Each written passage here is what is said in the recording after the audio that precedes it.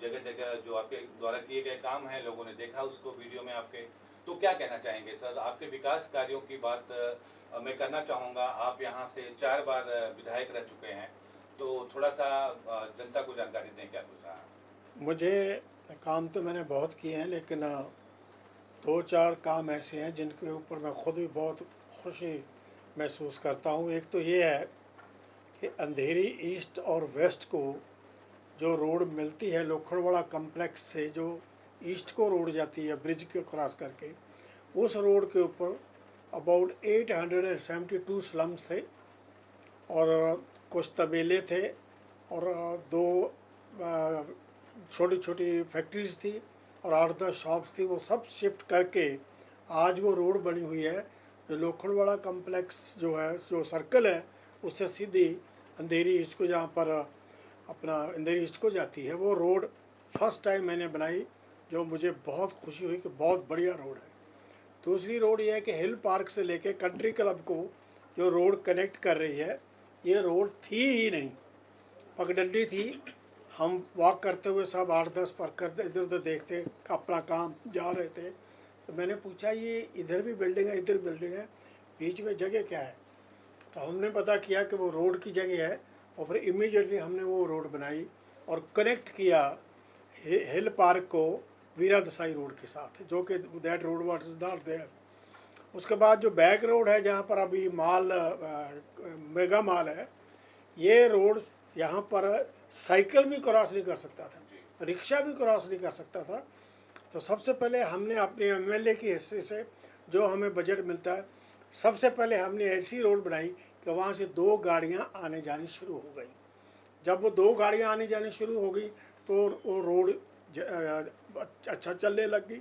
फिर जब बड़ी रोड बनने लगी, उसमें हमने 120 फीट, वो ओरिजिनल रोड थी, फिर हमने उसको उसमें डलवाया और वो रोड बनी। एक रोड ऐसी है जो कि अपना म्हाड़ा को जाती है, जो सरदार पटेल नगर है उसको जाती है। लोखड़वाड़ा की जो लास्ट रोड जहाँ ख़त्म होती है, उसके आगे लेफ्ट से एक रोड जाती है, जो कि वो रोड नहीं, वहाँ सिर्फ एक पगडंडी थी, वो रोड हमने बनाई। ये तो मुझे रोड्स की खुशी है। और मैंने अपने जैसे मोमिन गुजरात में एक रोड बिल्कुल नहीं थी, वो रोड सेंटर की हमने बना के दी। वहाँ पर 7-8 गार्डन बना के दिए, उसमें स्कूल का प्लॉट का उनका अच्छा करके दिया। और फिर ऐसी बहुत सी जगह हैं जहाँ पर हमने काम किया है। मैंने टोटल 16 to 17 गार्डन्स बनाए हैं, जो कि एक शिवाजी महाराज के नाम से है, जो लोखड़वाला में बैक रोड पे है। एक चाचा नेहरू जॉगर्स पार्क है जो कि 10,000 मीटर में है। और ऐसे एक यारी रोड पे जो प्लाजा बिल्डिंग है, जहाँ पर वेल आ रहा है और वेल से पानी बाहर आ रहा है, वो दोनों गार्डन मैंने बनाए। और कंट्री क्लब के बिल्कुल साथ में 2 गार्डन हैं जो वहाँ बनाए। मौलाना अब्दुल कलाम आज़ाद के नाम से मैंने जोगेश्वरी में एक गार्डन बनाया। मेरा ख्याल है मैंने 16-7 गार्डन्स बनाए, इसलिए कई बार मुझे खुशी से लोग ये भी कहते थे ये गार्डन बनाने वाला एमएलए है। लेकिन हमने अपने एरिया में कोई फुटपाथ नहीं छोड़ा, कोई रोड नहीं छोड़ी, और सारे के सारे जितने मैदान खाली मुझे मिले उनको मैंने फटाफट गार्डन बनाया और काफ़ी काम किया अपनी हैसियत के हिसाब से, जो बजट मिलता था उसके हिसाब से किया। और कुछ हमारा जो हिल पार्क में जो गार्डन है वो मैंने मुहूर्त करके शुरू किया था। अभी तक मुझे नहीं मालूम 10 साल के बाद वो बना अभी कि नहीं बना, लेकिन मेरा कोई भी गार्डन ऐसा नहीं जो 2 साल में कंप्लीट नहीं हुआ था, चाहे वो कितना भी बड़ा क्यों ना हो। लोखड़वाला की जो लास्ट रोड है उसका आप अगर एक राउंड मारो तो 1.2 मीटर आपका किलोमीटर सफ़र हो जाता है एक राउंड में से। तो वहाँ ऐसे काम अच्छे अच्छे किए हैं। और तकरीबन अपने एरिया में मैंने कोई जगह ऐसी नहीं झाड़ी, कोई जगह ऐसी नहीं छोड़ी कि लोगों को ईज़ आउट के लिए बाहर जाना पड़े। इतने एपी ब्लॉक्स बनाए कि थाउजेंड्स में एपी ब्लॉक्स बनाए, कोई एक भी आज ऐसी जगह नहीं है जहाँ हमारा काम नहीं है। यादव नगर में ज़िंदगी में पहली बार जो पानी पहुँचा, जो टॉप पे एक ट्री है मैं वहाँ गया तो उन्होंने कहा कि भाई साहब हमको पानी नहीं मिलता। मैंने कहा मैं आपको वादा करता हूँ कि एक दिन मैं यहाँ पानी लेके आऊँगा। फिर मैंने गुरुदास जी अपना सुनील दास जी से डिस्कस करके, क्योंकि बजट ज़्यादा था, हमने पहले नीचे एक बहुत बड़ा टैंक बनाया, फिर वहाँ से ऊपर पानी भेजा और फिर वहाँ से उसका सप्लाई शुरू किया। आज घर घर में यादव नगर में, चाहे वो पहाड़ के ऊपर बैठे हों, चाहे 200 फुट 400 फुट 500 फुट ऊंचा हो, वहाँ भी पानी आज उनको मिलता है। और यही शास्त्री नगर में फर्स्ट टाइम पानी पहुँचाया। और ऐसे कई काम गणेश नगर में भी बहुत से काम किए। तो काम तो जितने मेरे ख्याल से वर्सोवा के सभी तालुका में, सभी मार्केट में आपने पहुंचा है और काम किया है। कोई भी एक भी ऐसा वार्ड नहीं है जिसमें वहाँ हमने काम नहीं किया हो। और आनंद नगर जैसा जगह जिसकी एक एक गली पक्की की, एक रोड है वो रोड पक्की की, और वहाँ पर एक मंदिर था उसके लिए उनको हेल्प किया। और हमारे एरिया में जितनी भी मस्जिद हैं या मंदिर हैं या कोई भी चीज़ बनना चाहती थी तो हमने उनको सपोर्ट किया है, अपना कोऑपरेट किया है। जो मेरी हैसियत थी एज एमएलए उतना मैंने उनकी हेल्प करने की कोशिश की है। और गवर्नमेंट ने भी हमारे साथ काफ़ी कोऑपरेट करके ये सारे काम पूरे हुए। नाले और सीवर को कैसे आप जोड़े हैं, इस पे थोड़ा सा प्रकाश डालना चाहेंगे? वर्सोवा और लोखंडवाला के बीच में, जिसको सरदार पटेल नगर कहते हैं, वहाँ एक बीच में मुझे लगता था कि जहाँ फिशरी इंस्टीट्यूट है, वहाँ से अगर आपने लोखंडवाला आना है तो 2-3 किलोमीटर ऐसे, 3 किलोमीटर ऐसे और 2 किलोमीटर से 6-7 किलोमीटर वो सफ़र बनता है। लेकिन ये ब्रिज बनने से, जो मैंने ब्रिज की प्रपोज़ल दी, जो फर्स्ट टाइम वो ब्रिज डिस्कस हुआ और ब्रिज का बजट पास हुआ, वो मैंने शुरू करवाया था तकरीबन 2012 में। लेकिन वो शुरू हुआ, प्लानिंग बन गया, अभी तक मुझे लगता नहीं है ये। जब मुझे ऐसा लगता है कि जो काम मैंने जहाँ भी छोड़े थे वो काम वहीं पड़े हुए हैं। मैं इसके लिए किसी को ब्लेम नहीं करता, हर आदमी अपने अपने हैसियत के हिसाब से काम करता है। और एक यहाँ पर मिलत नगर स्कूल है, वहाँ लड़के और लड़कियाँ पढ़ते हैं हमारे, और तकरीबन 90% हमारे मुस्लिम बच्चे हैं, हमारे मुस्लिम समाज के हमारी बेटियां, हमारे बच्चे वहाँ पढ़ते हैं। तो वो दोनों को बीच में रोड जा रही थी, तो वहाँ बच्चों को उधर क्रॉस करना उधर क्रॉस करना, मुझे लगता था ये बहुत डेंजरस है, और ब्रिज वहीं आके लैंड कर रहा था।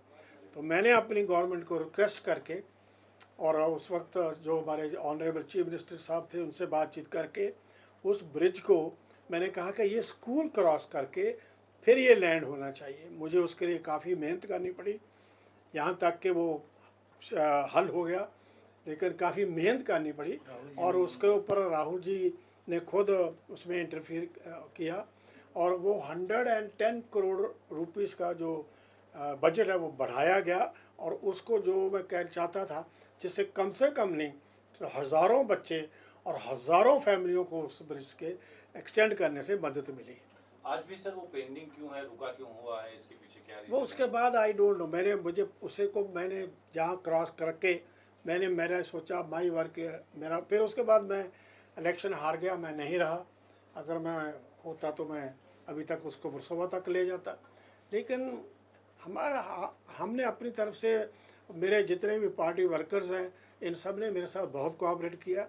मेरे जितने भी पार्टी के कुलीग्स हैं, मैं वर्कर तो नहीं कहूँगा, they all are my colleagues, मेरे ब्रदर्स एंड सिस्टर्स, हम सब ने मिलके अपने जो 20 साल मैं यहाँ रहा हूँ अच्छा काम किया। और सबसे बड़ी हमारी खूबी की बात ये है, जो मैं बड़े फ़ख्र के साथ कह सकता हूँ, कि ना तो आज तक हमारी किसी पुलिस स्टेशन में कंप्लेंट है, ना मेरी पार्टी मेरी कांग्रेस पार्टी, जिसका मैं बहुत ही आभारी हूँ, जिसने मुझे इतनी इज्जत दी और इतनी बार मुझे नॉमिनेट किया कि मैं इलेक्शन लड़ सकूं, मैं उसका बहुत धन्यवादी हूं। और ना वहाँ मेरी कोई कंप्लेंट है। मैं 15 साल तक डिस्ट्रिक्ट प्रेसिडेंट रहा यहाँ का, नॉर्थ वेस्ट डिस्ट्रिक्ट का, जहाँ पर मैंने सुनील दत्त साहब, गुरुदास कामत जी और प्रिया दत्त जी, इन सब के साथ काम किया और बड़ा मिलजुल के काम किया। और कोई भी कारपोरेटर, चाहे वो किसी भी पार्टी का हो, चाहे वो शिवसेना का हो, चाहे भारतीय जनता पार्टी का हो, चाहे समाजवादी पार्टी का हो, किसी भी पार्टी का कारपोरेटर हो, मेरा कभी उनके साथ कोई कन्फ्लिक्ट नहीं हुआ कि ये काम मैं करूँगा, ये काम मैं करूँगा, ऐसा कभी नहीं हुआ। मैं पूछता था अगर आप करना चाहते हो आप करो, मैं जो करना चाहता हूँ मैं करूँगा। हमारा कारपोरेटर हो, चाहे एमएलए हो, चाहे एमपी है, हमारा काम है लोगों की सेवा करना और जो फैसिलिटी हमें मिले गवर्नमेंट से वो लोगों तक पहुँचानी। तो वो हम उसमें अगर मैं किसी कारपोरेटर का काम रोक रहा हूँ तो वो कारपोरेटर का नुकसान नहीं कर रहा, मैं वहाँ की पब्लिक का नुकसान कर रहा हूँ, तो पब्लिक के लिए वो बना रहे हैं चीज़। इसलिए मेरे साथ किसी का कोई कन्फ्लिक्ट नहीं, हम सब ने मिलजुल के तीनों चारों पार्टियों ने मिल के काम किया। 2019 में भी आप दूसरे नंबर पे रहे और आपके हार का कारण क्या है और क्या कहना चाहेंगे? मैं बहुत अच्छी तरह से वो इलेक्शन जीत रहा था, लेकिन हमारे ही कुछ लोग जिन्होंने, मेरी ही पार्टी के लोग जिन्होंने मेरे 5-7 हज़ार वोट ख़राब की, जिसकी वजह से मुझे हार हुई। लेकिन मैं बहुत ज़्यादा बिलीव करता हूँ ईश्वर में, भगवान में, खुदा में, गॉड में। मैं बहुत यकीन करता हूँ। मैं कभी किसी से रिवेंज लेने की बात नहीं करता, क्योंकि मैंने ये पढ़ा है एक रिलीजियस बुक में कि it is not your fight, it is my battle, you stand aside and see that you will win the battle. तो मैं अपना कभी उनका कुछ नहीं किया, लेकिन अपने आप ही वो आज सारे लोग जिन्होंने मेरा विरोध किया था हमारी पार्टी से निकल चुके हैं। लगभग 30 साल से अधिक वर्सोवा वासी जो है आपका सहयोग करते आ रहे हैं, चूंकि आप नेता और अभिनेता दोनों हैं, फिल्मों में भी आपको देखा गया है, तो किन शब्दों में उनका शुक्रिया अदा करना चाहेंगे और आगे की क्या रणनीति है? एक बार फिर से चुनाव सर पे है और चूंकि 19 में आप सेकंड यहाँ रहे हैं, तो क्या कुछ रणनीति चल रही है चुनाव को लेकर के? हम ये देखिए, एवरीबॉडी, हर का हक है टिकट मांगना, मैंने भी मांगा है, लेकिन फैसला हमारी हाई कमांड का ने करना है और जो भी फैसला हाई कमांड करेगी वो हमारे सर माथे पे है। जो भी कैंडिडेट हमारा हाई कमांड भेजेगी हम उसकी पूरी पूरी मदद करेंगे। ये मैं लोगों के बारे में मैं ये कहना चाहता हूँ कि you walk from one side to another, from east to west और साउथ टू नॉर्थ। आप मेरी कंस्टिट्यूंसी में एक भी आदमी आपको ऐसा नहीं मिलेगा जो ये कहे कि मेरा बलदेव खोसा ने ये नुकसान किया। मैंने अगर किसी का भला नहीं किया तो मैंने कभी किसी का नुकसान नहीं किया। This I can say on record कि मेरे से कोई आदमी नाराज़ नहीं। इसलिए लोग मुझे आज भी चाहते हैं, प्यार करते हैं, जहाँ भी जाते हैं इज़्ज़त देते हैं और मुझे खुशी होती है कि आज भी लोग मुझे याद करते हैं।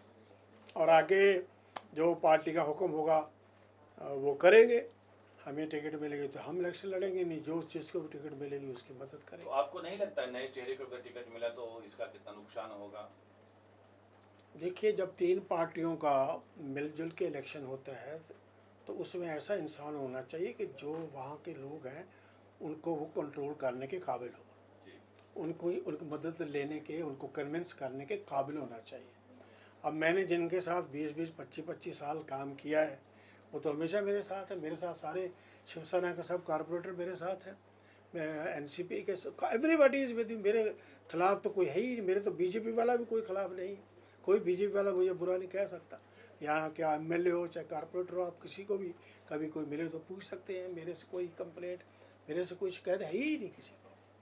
तो 2024 में चुनाव के बाद की क्या रणनीति है आपकी? एक बार अगर फिर से आप यहाँ विधायक चुने जाते हैं तो क्या कुछ प्लान किया है इस बार नया करने का वर्सोवा वासियों के लिए? सबसे पहले मैं यहाँ पर ट्रैफिक को कंट्रोल करने की कोशिश करूँगा और नंबर 2, क्योंकि मेरा जो एरिया है डेवलपिंग एरिया है और बम्बे से बहुत से लोग यहाँ इस एरिया में शिफ्ट कर रहे हैं, इसलिए हमें नए नए स्कूल चाहिए, नए नए कॉलेजेस चाहिए, पानी की लाइंस चाहिए और ये मेरी प्रायोरिटी होगी कि मैं 3-4 चीज़ों पे कंसंट्रेट करूँगा, कोशिश करूँगा कंसंट्रेट करके और उनको पूरा करूँगा। कोशिश नहीं करूँगा, I will complete that work. जो काम मैं हाथ में लूँगा उसको मैं कंप्लीट करके छोड़ूंगा। वैसे तो झोपड़पट्टी कम है वर्सोवा विधानसभा में, लेकिन फिर भी जो झोपड़ियाँ पड़ी हुई हैं उनके रहवासियों के लिए क्या कुछ प्लान है आपका? मैं हर झोंपड़पट्टी में जाऊंगा और जो डेवलप कर सारे प्रोजेक्ट में लाई जा सकती है उनमें उनको लाने की मदद करूंगा। लेकिन यहाँ पर कुछ प्रॉब्लम्स हैं, जैसे आनंद नगर है, वहाँ पर ऐसे ही कुछ प्लॉट्स हैं जहाँ कोई प्लेग्राउंड है या गार्डन है, वहाँ पर हम रीडेवलपमेंट नहीं कर सकते, वहाँ पर ऐसे सारे प्रोजेक्ट नहीं कर सकते, नहीं आ सकता। पर अगर हमें थोड़ी ये मेरे यहाँ के रहने वाले लोग मुझे ये ताकत देते हैं तो मैं डेफिनेटली गवर्नमेंट से डिस्कस करके जितने भी प्रोजेक्ट अधूरे पड़े हैं उनको कंप्लीट करेंगे। और जो जो काम मैंने बीच में छोड़ के गया था उन सबको पूरा करूँगा। और लोखंडवाला वर्सोवा का ब्रिज सबसे पहले लेंगे। 10 साल से कांग्रेस यहाँ हारी हुई है, तो एक बार वर्सोवा की जनता से आप क्या अपील करना चाहेंगे लास्ट में चलते चलते? मैं यही एक अपील करना चाहूँगा कि आपने मेरे भी 20 साल देखे हैं और आपने इस अब के भी 10 साल देखे हैं। आप समझदार लोग हैं, पढ़े लिखे लोग हैं, आपको समझाने की ज़रूरत नहीं, आप समझते हैं। टीवी देखते हैं, अखबार देखते हैं, पेपर्स देखते हैं। आपको ये भी मालूम है कि कौन सी पार्टी की क्या पॉलिसी है, कौन सी पार्टी हमारे देश को सेकुलर चला सकती है, कौन सी पार्टी है जो हिंदू मुस्लिम सिख ईसाई सबको साथ में लेके चल सकती है। मेरे ख्याल से वो एक ही पार्टी है और वो है कांग्रेस पार्टी। और आज तो खुशी की बात है कि कांग्रेस पार्टी के साथ एनसीपी भी है और शिवसेना भी है। और जब तीनों इतनी महान पार्टियों की आइडियोलॉजी सेम हो जाए और थिंकिंग सेम हो जाए तो फिर जीतना जरूरी है और जीतना आसान है। जेपी जी, मेरा सवाल आपसे होगा, 20 साल से अधिक समय से आप यहाँ पे हैं और यहाँ के लोगों से मिलते जुलते हैं, तो क्या है, लोगों की राय क्या है? एक बार फिर से खोसा साहब को चुनाव लड़ाने की क्या कुछ तैयारियां चल रही हैं, क्या कहना चाहेंगे? और पर्सनल आपकी बात करें एज ए पब्लिक, तो आपकी क्या डिमांड है? नहीं, मेरा यही बोलना है कि जो भी इंसान हो, क्योंकि तीनों पार्टियों का गठबंधन है और हम लोग चाहते हैं कि एक अनुभवी व्यक्ति जो इस वर्सोवा के बारे में जानकारी रखते हैं और 4 बार एमएलए रहे हैं और इस बार अगर यहाँ पे महाविकास आघाड़ी की गवर्नमेंट बनना लगभग तय है। अगर इस बार बलदेव जी यहाँ से जीतते हैं तो मिनिस्टर होंगे, प्लस इस एरिए का ज़्यादा विकास होगा, ज़्यादा फंड लाएंगे और कोई काम ये छोड़ेंगे नहीं, जो इनके वो से बचा हुआ है वो काम पूरा होगा। इसके लिए हम लोग चाहते हैं कि जो है और कांग्रेस के लॉयलिस्ट हैं, इन्होंने हमेशा कांग्रेस पार्टी का जो है साथ दिया, चाहे एमएलए रहे हों ना रहे हों, मगर पार्टी का कभी इन्होंने पार्टी के साथ गद्दारी नहीं की। तो एक पार्टी के वफादार सिपाही है और इसीलिए हम लोग की मांग है, सभी जो हम सीनियर कार्यकर्ता हैं ये चाहते हैं कि एक अनुभवी व्यक्ति, इसी तरह से जो है शिवसेना है, राष्ट्रवादी है, उसके भी कार्यकर्ता जो है बलदेव जी की बहुत सम्मान करते हैं, मैंने देखा है। तो एक अनुभवी व्यक्ति हमारे बीच में अगर है तो पार्टी अगर बलदेव जी को टिकट देती है तो यहाँ से इस एरिया का विकास होगा और एक अच्छा नेता और अभिनेता दोनों हमको मिलेगा जो कि इस एरिया के हर क्षेत्र में विकास कर सकते हैं, ऐसी क्षमता बलदेव जी में है। और ये बहुत ही अच्छे इंसान हैं और ये पंजाब से भी फार्मर परिवार से हैं और बहुत अच्छे परिवार से हैं और शुरू से ही इनका परिवार कांग्रेस के साथ रहा है। गांधी फैमिली का अगर वफादार कहा जाए तो ये लोग थे और इन्होंने 10 साल के साथ जो है पॉलिटिक्स में एंट्री की है। इन्होंने जब पंजाब में जो है आतंकवाद चरम पे था तब 10 साल के साथ यहाँ से पैदल पंजाब तक गए और वहाँ पे इन्होंने शांति स्थापित की। जापान में जो है पदयात्रा करके हिरोशिमा से नागासाकी तक गए और वहाँ पे इन्होंने परमाणु बम और इसके बारे में जो था उसके लिए शांति यात्रा 10 साहब के साथ निकाली। 10 साहब जब भी यहाँ पे मिनिस्टर होते थे तो मैडम गांधी ने एक दांडी यात्रा निकाली थी जिसका नेतृत्व जो है 10 साहब ने यहाँ से बॉम्बे से किया था और उसका पूरा बंदोबस्त बलदेव जी ने यहाँ से कार्यकर्ताओं को ले जाना ले आना, सारा खाना पीना सब बंदोबस्त कार्यकर्ताओं के लिए जो है बलदेव जी ने किया था।